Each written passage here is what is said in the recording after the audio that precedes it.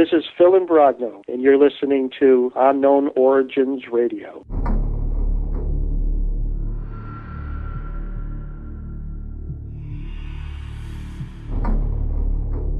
We live in a world filled with the unknown. Ghosts and spirits wander through our physical dimension. Undiscovered creatures lurk in the shadows, and strange lights and craft seem to dominate our skies. Modern science refuses to acknowledge their existence, yet credible eyewitnesses are convinced these things are real, and it's up to independent researchers to search for the truth. Welcome to Unknown Origins Radio. Good evening, everybody, and welcome to yet another edition of Unknown Origins Radio, where we talk about everything, and I mean everything, having to do with the strange and paranormal. And once again, we are joined tonight by our lovely co-host, Lauren DePinto. How you doing, Lauren? I'm doing great, Mark. How are you? Yeah, you look like you've got a lot of sun out there today. Yep, I was down at Sandy Hook, class trip, having a great time. It was a great day. And we also have on the phone with us tonight our other co-host. He gets in on, especially when we have these types of shows, Mike Ibbotson. How you doing tonight, Mike? How are we doing, Mark? Doing good. Doing good. Well, we're going to jump right into this because we have a really good guest tonight. Tonight's guest has found himself at the center of one of the most well-documented alien abduction cases in history. He's also the author of the best-selling book Messages, which chronicles his experiences with UFOs, the abduction phenomenon, and the infamous Men in Black. He's appeared on Larry King Live 2020, Coast to Coast, and he's been invited to speak at UFO conferences all over the country. He has two new books coming out, Answers and the Orion Regressions, which will be available soon in the next few weeks. So please welcome Stan Romanek to the program. How are you doing tonight, Stan?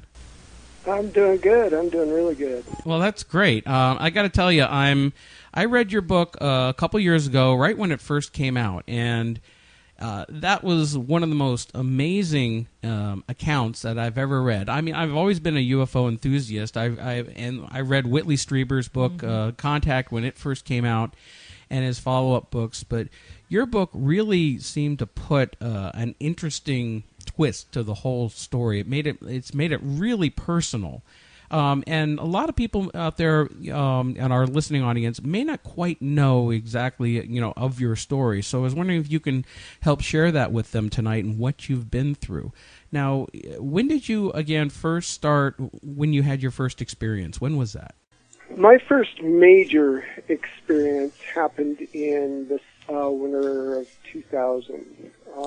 But like most abductees, there was some stuff that happened to me also as a child, but you really don't put two and two together and for some reason, I've been doing some research. It seems like most people that have had experiences as a child kind of get groomed for whatever this abduction experience is later on in life, and it seems that a few things happen when you're a kid, and then suddenly in your late 30s, early 40s, and it's pretty typical around that age when stuff starts to happen again. And with me, I was at the time my wife lived in Nebraska. I lived in Denver, Colorado, and we actually met online of all places and became really good friends. And I wanted to try to kind of entice her to come visit me up in Colorado because she'd never been there before. And I decided, it's beautiful, winter day, real warm, there's snow on the ground, just pristine, and I wanted to go videotape the surrounding area for her and send her a little care package. Well, I took my camcorder and I went up the back roads up to the foothills of the Rockies, and on the way up, I noticed some cars pulled off to the side of the road. There were about 30, 40 cars, and they were all looking above some power lines. And I looked up to see what they were looking at, and I saw something about, 50, 60 feet hovering above the power lines. First thing I thought was, oh my God, it's a hot air balloon and it's going to crash into the power line. So I started pulling over because I wanted to get video of this. And as I got closer, I realized it wasn't a hot air balloon at all. It was actually a metallic craft. Now, I was probably the most aggressive skeptic you could ever imagine. Honestly, I was rude to people if they came up to me and, told me they believed in UFOs or ghosts or anything like that. And I think this is payback. I think this is karma because I am definitely the poster child for the strange and unusual. You think that they were sitting up there going, "Oh, he doesn't believe what? Guess what we have in store for him." You know, looking back, you know, I believe that's probably possible. Now, when you had your first abduction experience, you had other people around you at the time. Your sister was with you at that point, or sister-in-law? My sister. That's what's so, you know, and all the skeptics and debunkers out there, they usually are skeptics and debunkers when they don't do any research and, you know, they just kind of fly off the handle and talk nonsense and they don't even know me or don't know my case. They just say things for no reason. What makes my case so different, and people need to understand this, most of the stuff that happens only seems to happen when there's a lot of people around. Now, my first abduction experience, my first that I can remember anyhow, happened in 2001, so a year later from my first UFO. And between, you know, 2000 and 2001, I had other UFO sightings, all kinds of strange things started to happen, and that kind of led up to this. I was actually, it was the 21st of September, and I would say the 20th of September. And I was managing a retail store, and I was closing the store up to go home, and I just let my last customers out. And they came running back in. They said, "There's something above your work." And the first thing I thought of was some crackpot or some kid who had climbed on top of the roof and was messing around.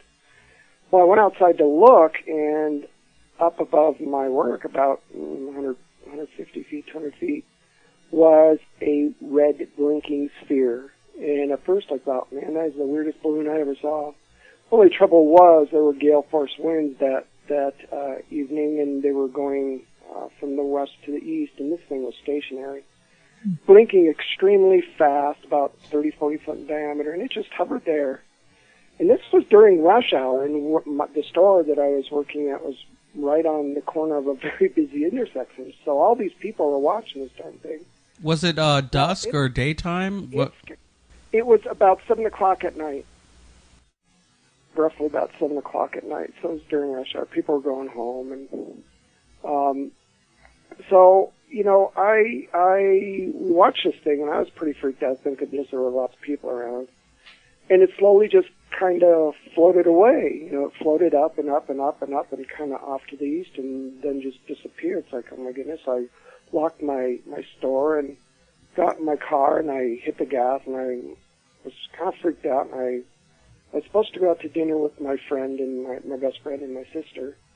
They were waiting for me at the apartment. And as I was driving home, I see this blinking object off in the distance, and it's son of a gun if it wasn't the same thing coming back. This time it didn't come toward my van, but it actually looked like it was hovering above my apartment complex.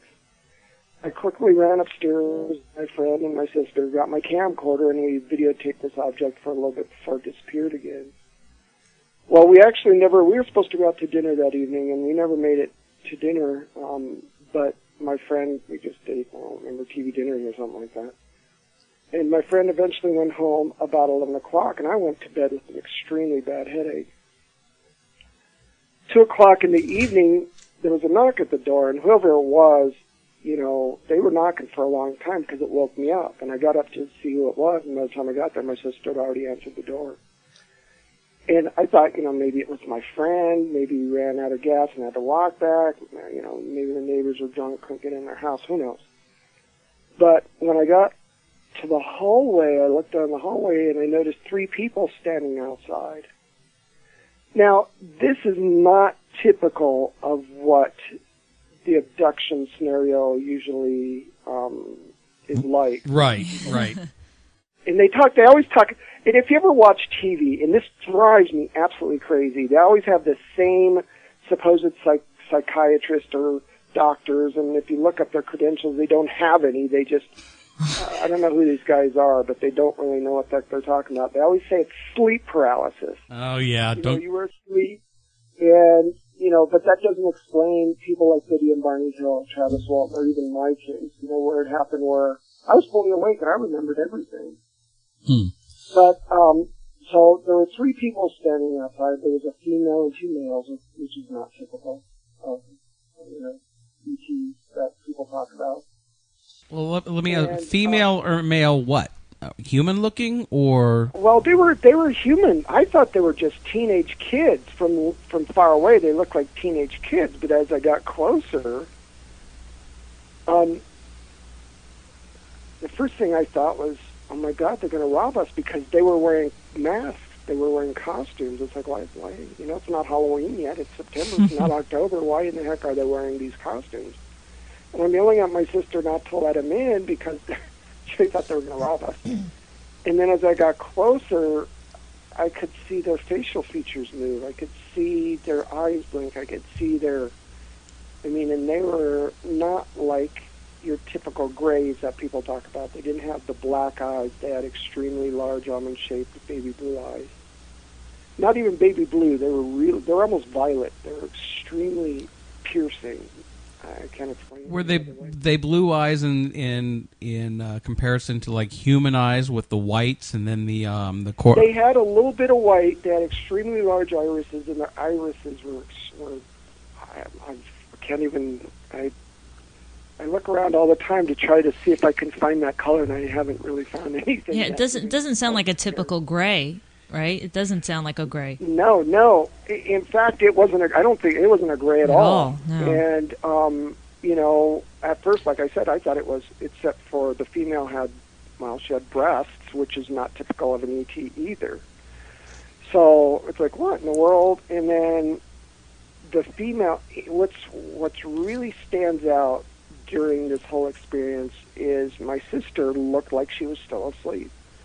Her eyes were kind of glazed over. She was staring up at the ceiling with her mouth open, and the female just kind of pushed her aside like she was unconscious or something.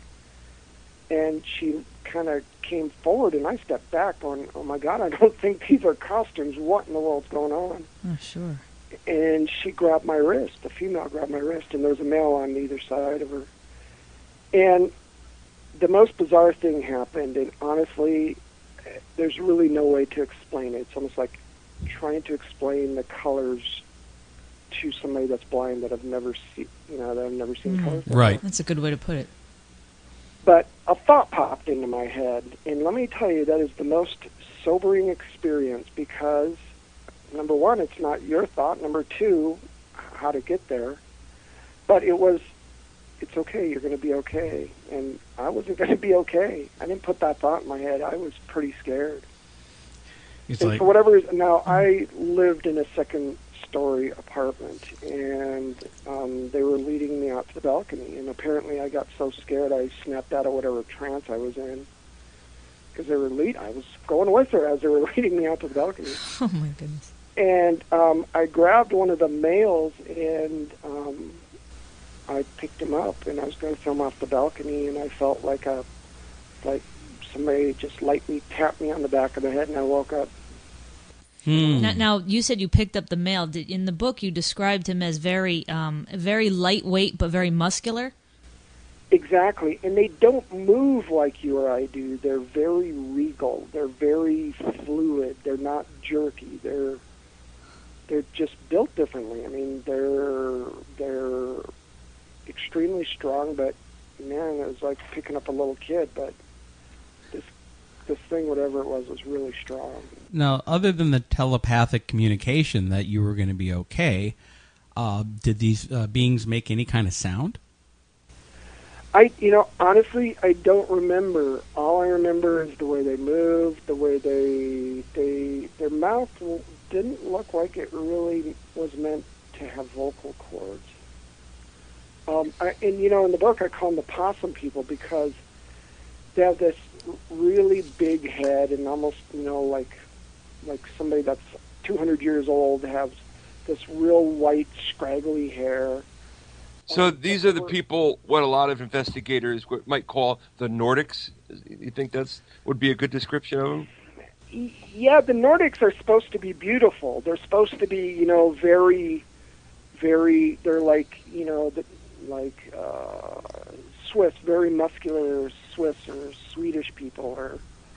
Right. Norwegian, Norway. Vikings on steroids. Yeah, that's what I'm thinking of, like Thor. But these were something else. These were very advanced.